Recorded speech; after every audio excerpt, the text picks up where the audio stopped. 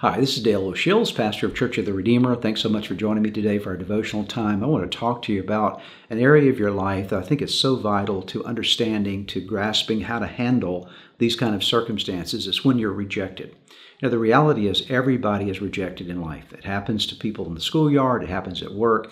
It happens in all kinds of social circles that we find ourselves not being accepted by people. We desperately want to be approved of by them, but we find that they are rejecting us and pushing us away. What do you do in times like this? How do you handle the rejections that come? Rejection certainly hurts. And while I'm not a fan of encouraging you to seek to be rejected, I am telling you that the reality of life is that you're going to be rejected from time to time. It's extremely important to know how to handle the rejection when it comes your way. John the Apostle gives us insight to this in his first letter, 1 John chapter 3, verse number 1. He writes these words, "See how very much our Father loves us, for he calls us his children, and that is what we are." John was a man who had experienced rejection for following Christ. He knew the pain of having people push him away and turn him away because of his faith in Jesus.